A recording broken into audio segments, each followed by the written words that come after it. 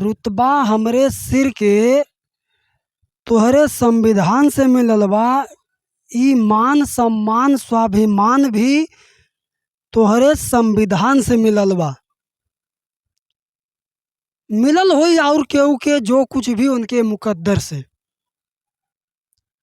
मिलल होई और केहू के जो कुछ भी उनके मुकद्दर से हमके त मुकद्दर भी तोहरे संविधान से मिलल बा।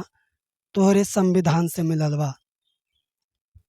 नमस्कार, रउआ सबे देख रहल बानी संदीप कुमार के साथ द विशेष समाचार अब बनारसी अंदाज में। एक ठे किस्सा बचपन में हमार दादी नानी बड़े बुजुर्ग लोगन से हम सुनले रहली और आज का राजनीतिक माहौल और परिवेश में वो किस्सा बहुत ज़बरदस्त तरीके से बिल्कुल सही और सटीक बैठा था। किस्सा का है कि सुपवा तो सुपवो बोले, अब बोले चलनिया भी जेकरे 72 छेद। जी हाँ, हम बात कर रहल हई वर्तमान सत्ता पक्ष और एनडीए गठबंधन का। आप लोगन के याद हुई चुनाव में और चुनाव के पहले भी भाजपा शासित जो भी राज्य हमन वो राज्यन में और केंद्र में भी कई मंत्री सांसद विधायक भाजपा से जुड़ल और उनके एनडीए गठबंधन से जुड़ल जो भी घटक के नेता और कार्यकर्ता हमन अक्सर उनके मुँह से ही सुने के मिलत रहा कि यदि अगर भाजपा तीसरी बार पूर्ण बहुमत की सरकार में आई तब भारत के संविधान में बहुत बड़ा बदलाव हुई। और इतना ना, वो तो यहाँ तक कहना कि अगर 400 के पार हमन आ जाए जी, 400 पार सीट अगर यदि पारी भाजपा का आए जी, तब पूरे संविधान के एक सिरे से बदल देवल जाए। अब आप लोगन की ही समझ में आवत हुई कि हम ये बात काहे कहते। अब ही हाल का बात है, गृह मंत्रालय भारत सरकार द्वारा 25 जून 1975 के तत्कालीन प्रधानमंत्री इंदिरा गांधी जी द्वारा पूरे देश में आपातकालीन घोषित कइल गई, जेके इमरजेंसी भी कहल जाला। वो समय के नेता, विपक्ष, मीडिया और बहुत आंदोलनकारी लोग भी सबके जेल में ठूस देवल गल। बहुत लोग मर गिना, बहुत लोग घायल हो गिना। बहुत तमाशा उस समय भर लोग जानत हम। अब ये घटना का जिक्र ये समय कैले के का जरूरत है, तो आप लोगन के बतावल चाहब कि 25 जून 1975 के जौन आपातकालीन घोषित भई रहल, ओके आज का भारत सरकार का गृह मंत्रालय और गृह मंत्री अमित शाह द्वारा 25 जून के संविधान हत्या दिवस मनावल जाए का घोषणा भइले। बाकायदा राजपत्र में ये चीज के जारी कल गया भारत सरकार के राजपत्र पर। तब 25 जून संविधान हत्या दिवस एक तरफ मनावल जाता और एक तरफ विपक्ष प्रतिपक्ष नेता और कांग्रेस का सांसद राहुल गांधी जी द्वारा 4 जून, कैसे कि 4 जून के चुनाव का परिणाम आयल है, तो 4 जून के का घोषणा भइले।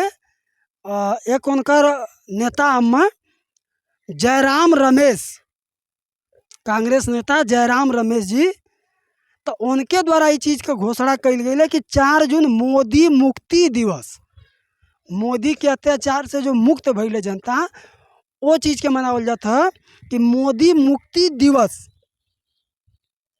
अब बात आवत है मुद्दा का कि हम ये दो घटना का आप लोगन से काहे जिक्र करत है।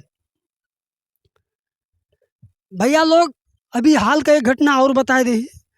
नेपाल में, जो न आपके बगल का देश नेपाल है, वहाँ का प्रधानमंत्री पुष्प कमल दहल जी का सरकार विश्वास मत का समर्थन न पौले के कारण गिर गई। वहाँ का प्रधानमंत्री इस्तीफा दे देना और वहाँ नया प्रधानमंत्री का घोषणा हो जी।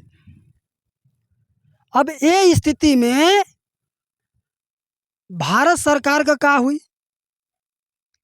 तो अब आप लोगन की ये बतावल चाहब कि हो सकला कि आने वाले समय में भाजपा शासित एनडीए सरकार भी गिर सकेले, ऐसा उम्मीद जतावल जाता।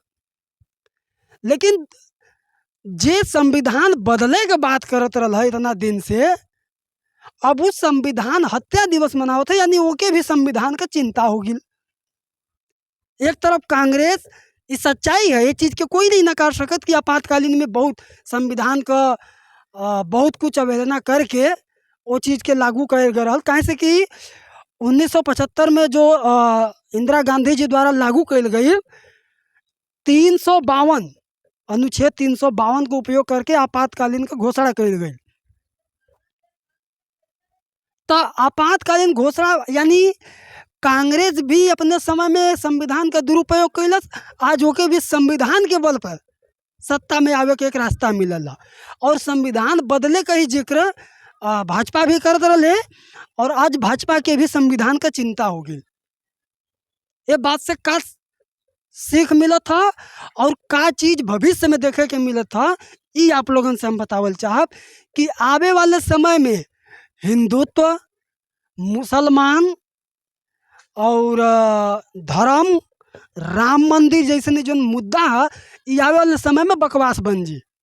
अगर मुद्दा कुछ बची तो भारत का संविधान का सुरक्षा, बेरोजगारी, महंगाई, शिक्षा, भ्रष्टाचार, ये सब चीज़ में मुद्दा में बनी।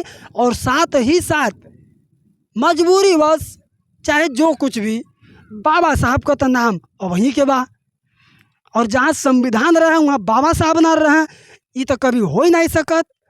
तो आवे वाले समय में ये चीज़ का उम्मीद करल जाते कि आवे वाले 2027 में जो यूपी का चुनाव है, 2025 में बिहार का चुनाव है, और झारखंड का भी चुनाव 2024 और 25 के लास्ट वाले समय में और 25 के शुरुआती दौर में हुआ। तो वो चुनाव में भी संविधान का सुरक्षा एक बहुत बड़ा मुद्दा बनी। ये बदे हम भारत के बहुजन समाज और आदिवासी, SC, ST, OBC, माइनॉरिटी समाज से आग्रह करब कि धर्म का राजनीति, मंदिर मस्जिद के राजनीति से अब बाहर निकला, और संविधान का राजनीति, शिक्षा, महंगाई, बेरोजगार का राजनीति में आप लोग भागीदारी ला। काहे से कि आप लोगन के देखे के मिलल हुई कि संविधान के रक्षा का जब बात आ गई, तो जो भारत का बहुजन वर्ग जिके दलित वर्ग भी कहल जाला, वो अपने खुद के पार्टी के भी नहीं देखलस। जो उनके बहुजन का सबसे बड़ी पार्टी बहुजन समाज पार्टी कहल जाले, महाराष्ट्र में बहुजन अघाड़ी के बनावल गया, वो चीज़ कहल जाले, RPI कहल जाले। बहुत जगह पर बहुत दलित पार्टी है, लेकिन एक को जाने के जगह ना मिलल। कहाँ से कि वोटर समझ चुका रहना है कि तीसरे लोगन के वोट देवे का मतलब है कि वोट का बर्बादी। ये बदे संविधान के रक्षा के नाम पर सिर्फ जे कभो संविधान के बारे में नहीं बात करते रहे, ओके भी संविधानवादी लोग वोट दे के संसद तक पहुँचौना और संविधान के रक्षा करे का काम करना। तो ये चीज़ से ये बात के सिद्ध करल जा सकेला कि आवे वाले समय में राम मंदिर, धर्म, हिंदू मुस्लिम, भारत पाकिस्तान, ये सब मुद्दा खत्म। भारत का संविधान, भारत का राष्ट्रीय सुरक्षा, रोजगार, शिक्षा, ये सब जो मुद्दा है, ये मुद्दा बन के आने वाले चुनाव में आप लोगन के देखा के मिली। ये बदे बिल्कुल सजगता के साथ और जागरूक होके आप लोग आने वाले चुनाव में भी, जैसे लोकसभा के चुनाव में पूरे देश का जनता एक अपन अहम भूमिका निभौलस, और सत्ता पक्ष के भी विपक्ष के भी सबके एक नई सीख दिलस कि गठबंधन करा चाहे मत करा, लेकिन जनता जे के चाहिए वही के सत्ता में बैठाई। तो ये चीज़ के ध्यान में रख के आने वाले चुनाव में भी द विशेष समाचारी पूरे भारत के जनता से उम्मीद करी कि भारत का संविधान और उससे जुड़ल जो भी बात है ओके लेके आप लोग चुनावी मुद्दा में अपन प्रतिनिधि के चुनाव और वो बात पर अमल करब। संदीप कुमार के साथ द विशेष समाचार। अब बनारसी अंदाज में चैनल के लाइक शेयर सब्सक्राइब करी और यूट्यूब फेसबुक ट्विटर इंस्टाग्राम हर प्लेटफॉर्म पर आपके चैनल उपलब्ध हो जी, हर जगह फॉलो करी, हमें सपोर्ट करी और यही तरह का और खबर और जानकारी जाने बदे हमें सपोर्ट करी, चैनल के लाइक शेयर सब्सक्राइब करी। बहुत बहुत धन्यवाद। जय हिंद।